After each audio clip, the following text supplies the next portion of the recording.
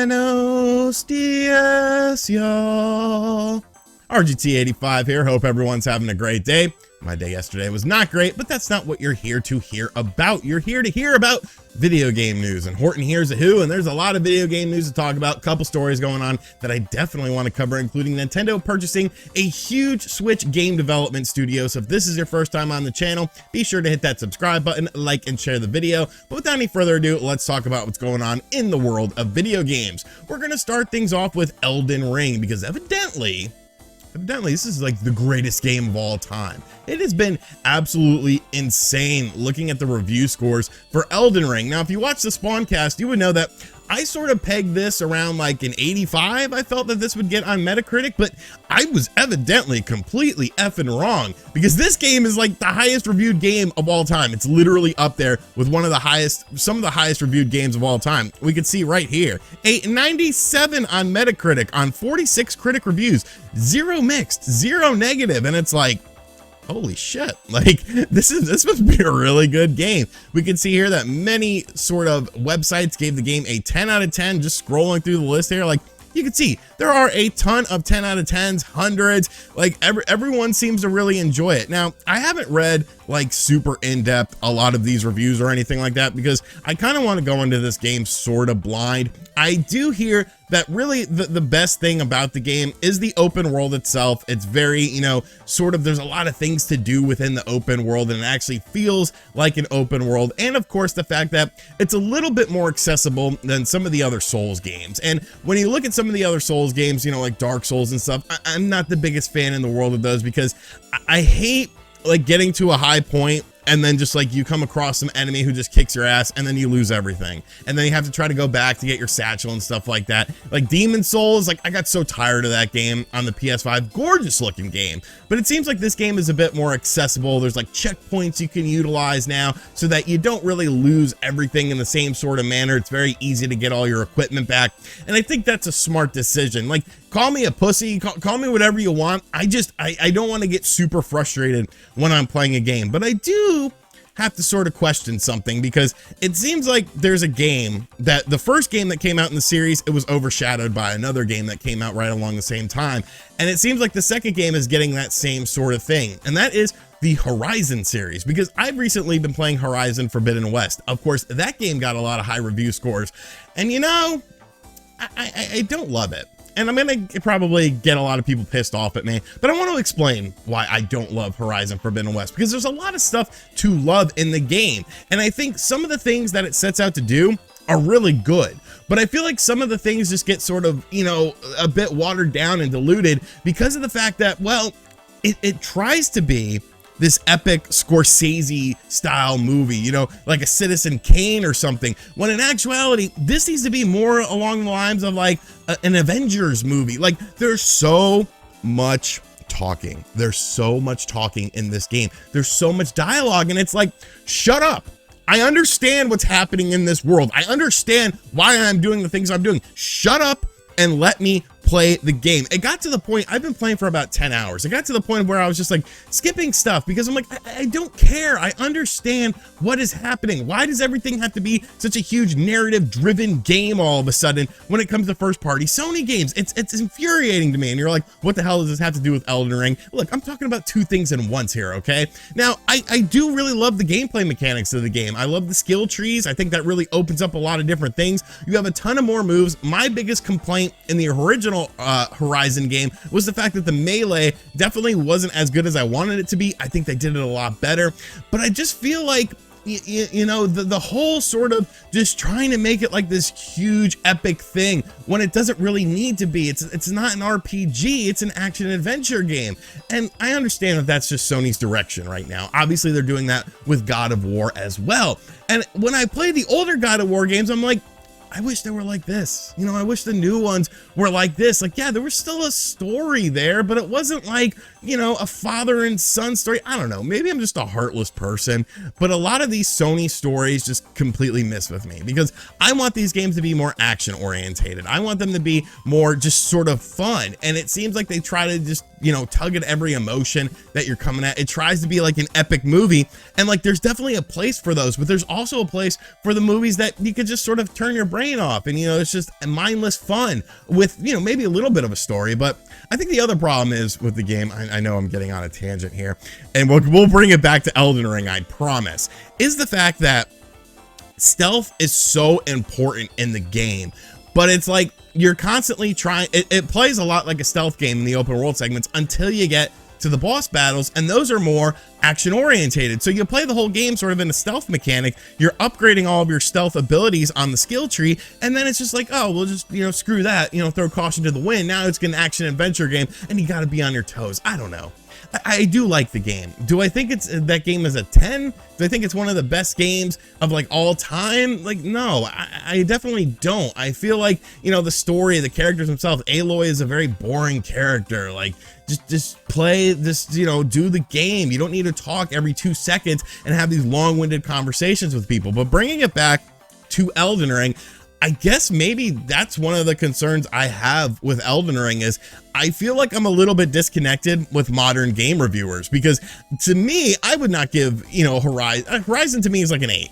It's a really good game, but it just tries to do too much, and it tries to be overly epic. And I don't feel like a lot of people appreciate or understand that sort of mindset. And so with Elden Ring, it's like, well, this game is getting all these 10s, but am I connected with the game reviewers? Am I connected with all these people that are playing the game? Am I the outsider? Am I the weirdo with this? I mean, probably, but I've been playing a lot of Horizon. Like I said, I've been playing it for like 10 hours, but it's not a game that I really want to sit down and play for like long periods of time because of things like the overdrawn dialogue. Elden Ring seems a lot more action based. It seems a lot more, just sort of do whatever you want, discover the story on your own. So maybe I'll appreciate this game more. And, it's kind of a shame because like I said, Horizon, of course, had Breath of the Wild come out right along the same time. And now its sequel is getting another excellent game with Elden Ring coming out around the same time as well. But yeah, so Elden Ring, it looks like it's the best game of all time, but I'll be the judge of that. I'm definitely going to check this game out. Let me know in the comments section down below if you are interested in Elden Ring, if you've been playing Horizon Forbidden West, and if you kind of feel like me, or if I'm just a weirdo and, alone on this, I guess. And finally, video game acquisitions for major companies have definitely become a huge story in 2022. We, of course, saw Microsoft purchase Activision and Blizzard. They've also purchased Bethesda before. Sony purchases Bungie. So a lot of people were like, hey, Nintendo, do something. Do something. And Nintendo is, of course, their own little weird company. They're their own little island. They don't really pay attention to what other people are doing, but they did something. They did something today that I think is an interesting decision, because when you look at it, a lot of it doesn't make sense, and that is a purchase of a studio. Now, the most recent purchasing of a studio that Nintendo did was, of course, Next Level Games. And when you look at Next Level Games, they might as well have been a Nintendo-related studio in the first place, because that's really all they worked on. They only really did Nintendo-related games, so Nintendo sort of buying them really, I guess it made some sense, but you're kind of like, well, is that really going to expand your catalog of games or anything like that? Well, Nintendo just purchased a company called SRD, which maybe upon first inspection, you've never heard of them, but there's a reason for that, because, well, they've pretty much been a Nintendo developer for like 40 years.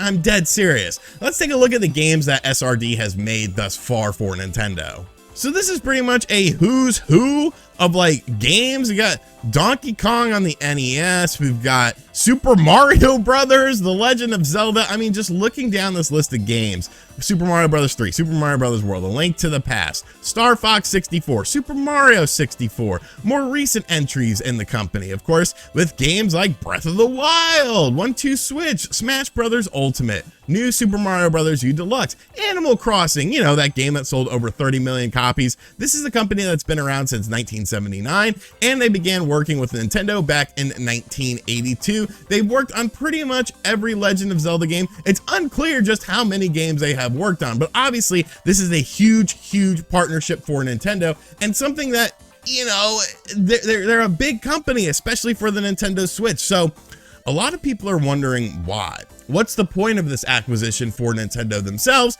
Because of the fact that they've been working with the company for nearly 40 years now, and I'm not quite sure I know the answer to that. I looking at it from a surface level, Like, I feel like there has to be a little bit more to this than we really sort of realize. Now, Nintendo did put out a release statement on the acquisition of this company, and they said the following: SRD is a development company which has been closely involved for nearly 4 decades in developing Nintendo video game software. Completion of the acquisition, exclusive of treasury stock, will serve to strengthen the management base of SRD and secure the availability of software development resources for Nintendo, in addition to facilitating an anticipated improvement in software development efficiency. The acquisition is set to is expected to close on April 1st, 2022, pending satisfaction of all relevant terms and customary closing conditions. Now, this company has actually been working with Nintendo so long that they have their branch, that like where they are is within the office of Nintendo's development center. So it's interesting. You kind of have to wonder why now. You kind of have to wonder why they decided to buy up this company if, you know, they've been working with them for so long. And I don't know that I know the answer to this. I don't know that anyone really knows the answer to this besides Nintendo. Could it be sort of a monetary thing? Could it be having to do something like with stocks and bonds and things of that nature? I mean, potentially there is the potential for that. But when you look at the games they've worked on, and it's not, you know, it's not like they're not an efficient company or anything like that. Like, looking at the list of games, once again, like, they're releasing multiple games a year, or they're helping work on multiple games a year. So I don't know. I don't know. And that's what makes it interesting to me, because I don't know, and I want to know what's the purpose of this. You know, how will this improve software efficiency or software development efficiency? What are they doing that maybe Nintendo themselves isn't doing, if this is actually a branch of Nintendo really to begin with? So I'm very confused by this. You know, a lot of people don't seem to have the answers on it. There's been a lot of people that are like, oh, you know, it's not a big deal, but it is a big deal. You're buying this company for a reason. Nobody buys a company and spends money without a reason. There has to be a reason, and I want to know that reason, Nintendo. You got to tell us, man. You got to tell us. But, you know, speculation is going to run wild with this. So I guess, you know, I'm going to throw it to you guys. Why do you think Nintendo, after nearly 40 years, decided to finally purchase this company? What are they bringing to the table that, you know, they can't do on their own? What is the benefit of this? Is it a monetary thing? Is it a development thing? Is it a software development efficiency thing? How is this going to impact Nintendo going forward? And, you know, why? Alrighty, so this video was just all over the place. Somehow Elden Ring turned in Horizon Forbidden West, but whatever. I killed 2 birds with 1 stone on that, because I did want to talk about it. And Nintendo buying SRD, why? Nobody knows. And that's the thing. Nobody really knows except Nintendo themselves. So speculate, throw your theories in there, throw your hate comments, because I don't think Horizon Forbidden West is one of the greatest games of all time, in the comment section down below. Let me know if you guys are picking up Elden Ring. And as always, guys, thank you for checking out this video. If you are new to the channel, be sure to hit that subscribe button, like, and share the video. And as always, I will catch you guys on the next video. Later.